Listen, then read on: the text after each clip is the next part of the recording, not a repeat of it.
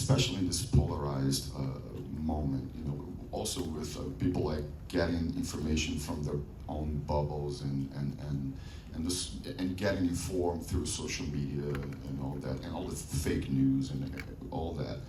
I think journalism is this crazy important institution for democracy. So I'm always, one of the things that make me really proud of having done this film is just to portray, to play a journalist. And but we were doing, I can't reinforce that, like, more. War journalism is a completely different thing.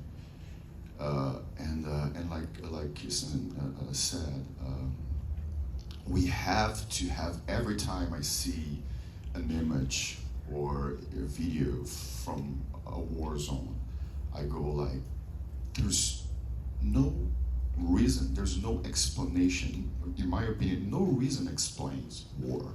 No reason explains the human cost of a war.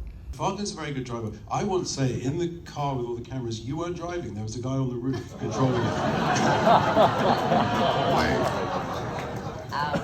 Wait, that's not It's entirely magic true. of film, sorry. The illusion gets lifted.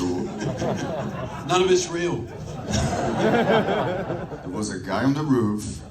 I pretended very well that I was driving. But then, there were many scenes that I was really driving. Please help me out. No, yes, there were. There were. And You he drove a was so lot. good. Those were the scariest days. Like, keep the speed, be close to the camera. There was a camera right here with another car. Yeah, don't pass 20 miles per, there's a lot of things. Acting and driving is hard.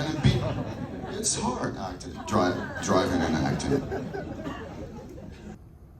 They know how dangerous that is. They've seen many of their colleagues like basically dying and exploding and everything, and they still have this will to keep doing it. For their professionally, they think it's important to keep reporting, and they think it's a mission. But I think it goes beyond that. I think it's like you live something that's so extraordinary. Few people, only soldiers, but few civilians have that feeling of being in a war. It's so extraordinary, so different, and the way they describe it, and they describe it differently. But some of them say, oh, time passes differently when you are in a war zone. You can move really slowly and spend time just looking at the flower, or the opposite, things moves really fast. Or sometimes you want to just laugh.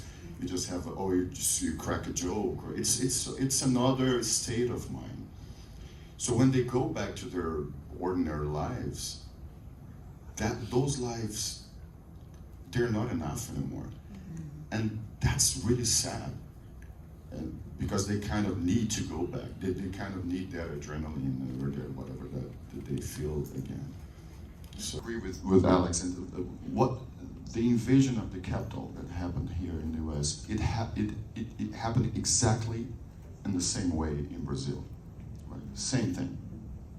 Right after the election, and I don't know if you guys know, but Brazil was under a very heavy dictatorship from '64 till '85.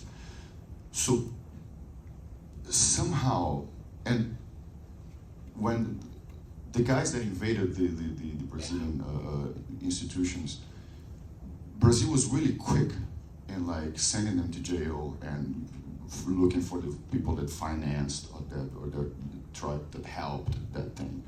It's not that Brazilian institutions are stronger than America, quite the opposite.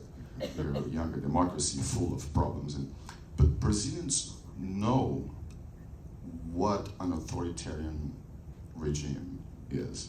It's really close. It happened like 50 years ago. We know how bad that is, and we don't want that to happen again. And I think, if you allow me to say that, kind of echoing what Alex just said, I think Americans take democracy for granted. And that's a very dangerous